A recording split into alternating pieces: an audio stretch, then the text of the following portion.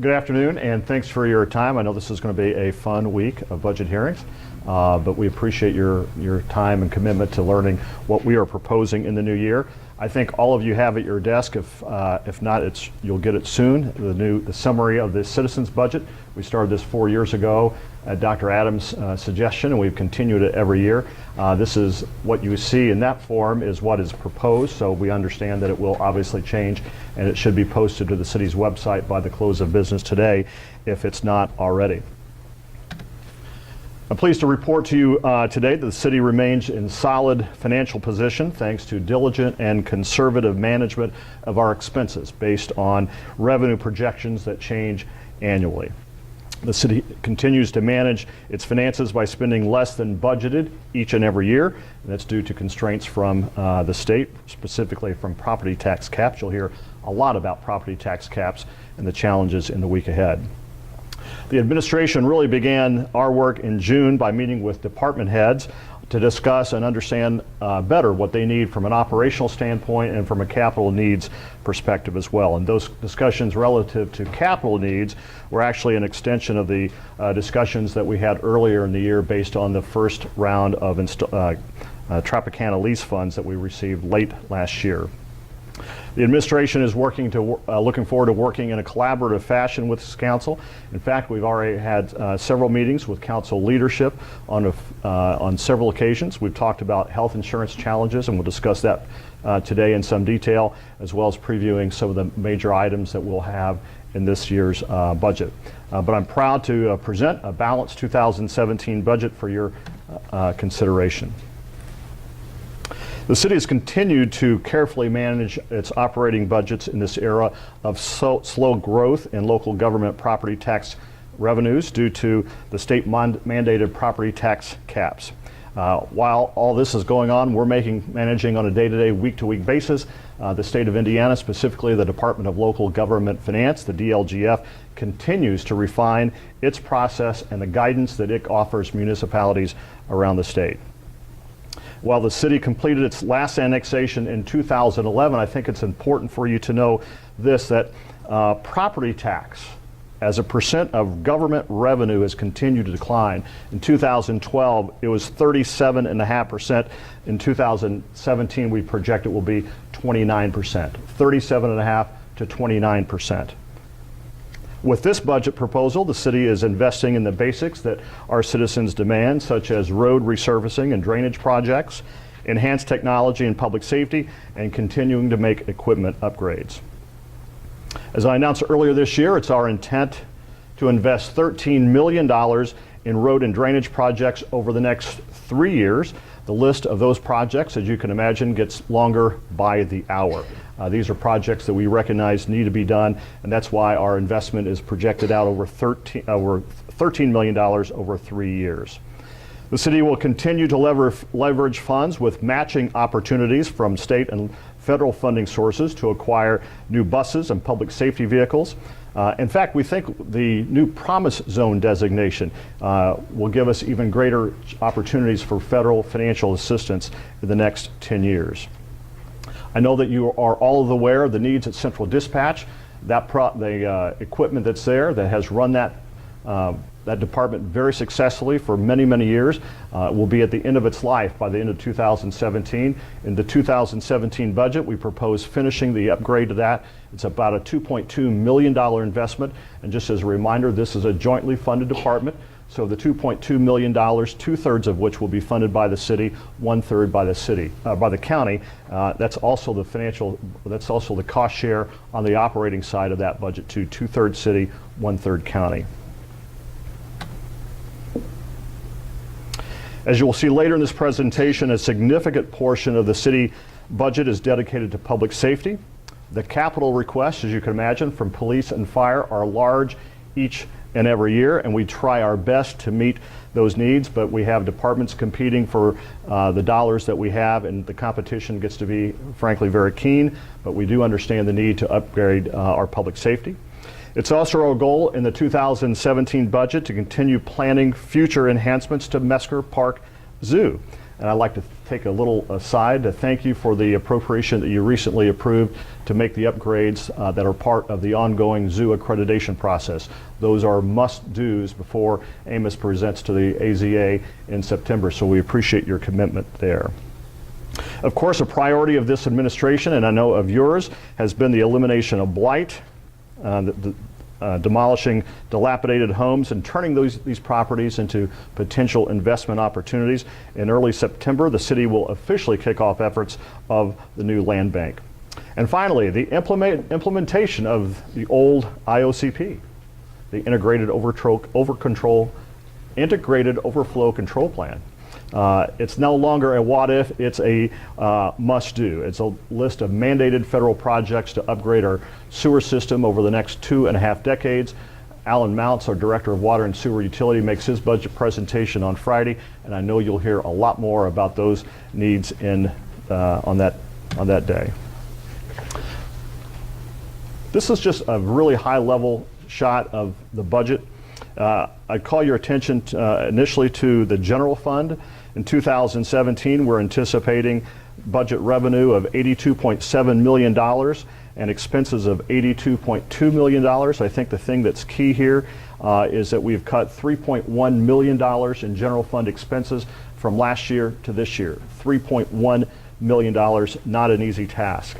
If you look at the utility budget, again, projected revenues this year or next year of about $144 million, expenses of about $140 million, a combined total budget, and this is miscellaneous revenue, all sources of revenue, not just the general fund and the utility, but everything combined, revenue of about $342 million and expenses of about $337 million. There's a lot of detail behind those numbers. You'll hear a lot more from Russ shortly after I'm done and from all the department heads in the week to come. But that's the budget at a really high level, and that's outlined in the citizens' budget as well. This snapshot is also in the citizens' summary budget. It's a pie chart indicating the general sources of revenue for the city. 29% taxes. 42% of our overall revenue, $342 million, comes from our water and sewer utility. Again, you see how the other categories break out as well. On the expense side of the equation, we spend $79 million, or 23% of our overall budget on public safety. 23% on public safety, and 42% again of the $337 million is dedicated to water and sewer utilities. There are a lot of budget drivers in any budget, especially one of this size, and certainly one that has been really challenging to the city over the last 5 years, and even before that, health insurance claims. This chart, I think, is really, really important for you all to understand. This really displays how our costs have gone up in the last 5 years. In 2011, we spent $18.7 million. In 2015, $25 million. This is growth, frankly, that is unsustainable for this government. So as a result, the city has undertaken various steps to control expenditures, not just here, but in other categories, but this is a big, big driver for the city. We are making major changes to the healthcare provisions, healthcare insurance plan that for our employees and their dependents. This change is projected to save about $3.6 million in 2017. The new plan sharply increases employee out-of-pocket and deductible payments and changes provisions allowing a high deductible plan as well as the health savings account option. We realize that when we begin to roll all this out, there will be a huge educational curve ahead for our city employees, and George Fithian and his team are dedicated to making sure this educational process goes as smoothly as possible. But again, this is really an area of growth that is unsustainable for our government. We felt like we had to make some significant changes, and those changes represent savings to the tune of about $3.6 million.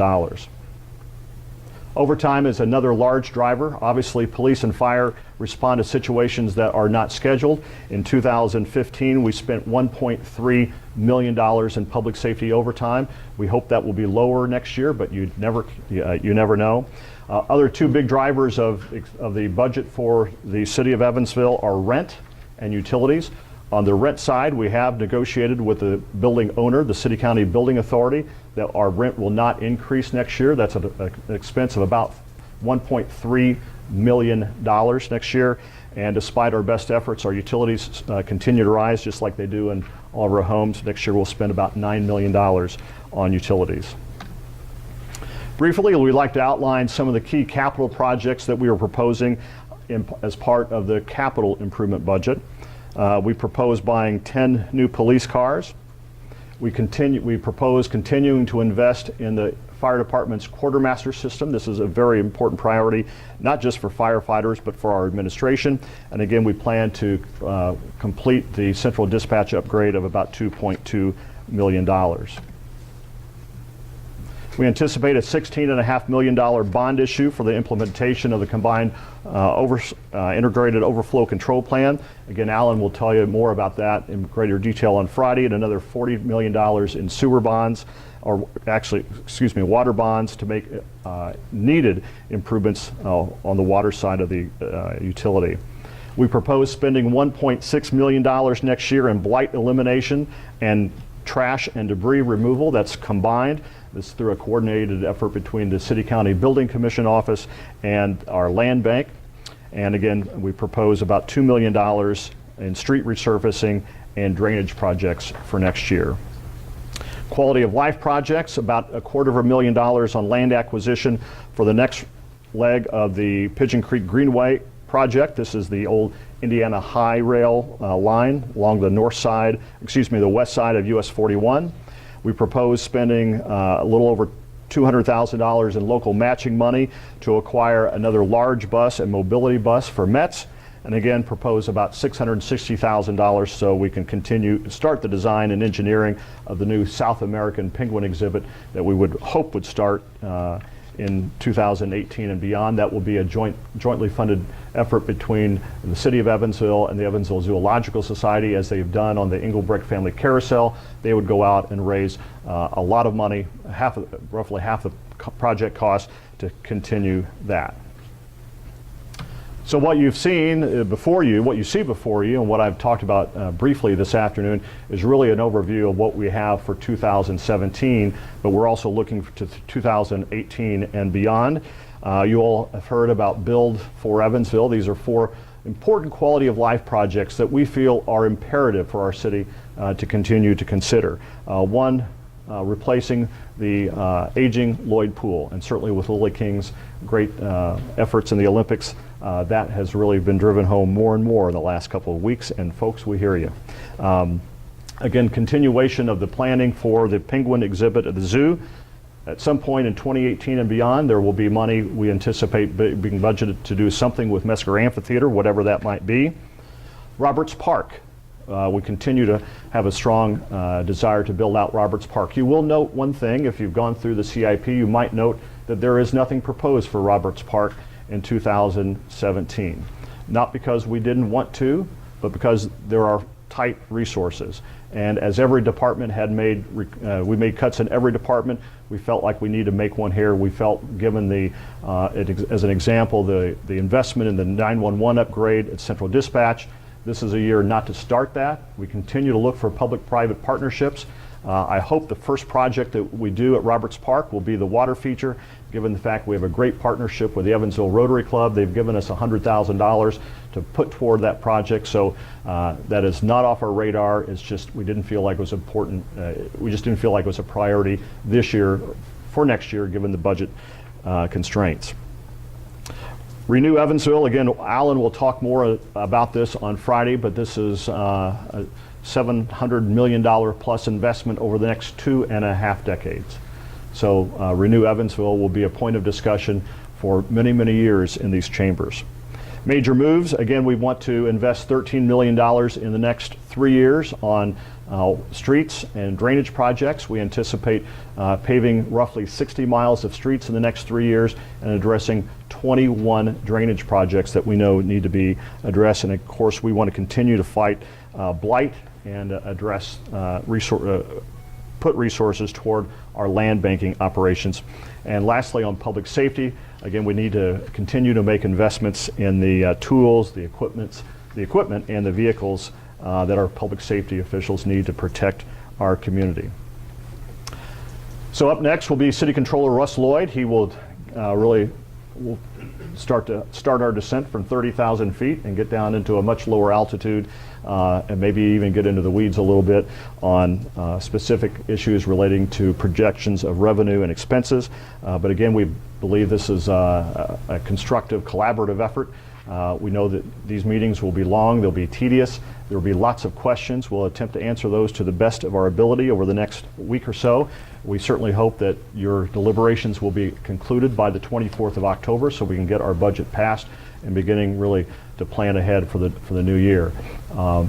After we have this week of budget meetings, it's our intent to have the leadership in to hear the concerns of the council so we can begin any negotiations or discussions about where to proceed going forward. So thank you for your time this afternoon. Thanks for your deliberations this week, and we look forward to putting together a very constructive 2017 budget. Thank you.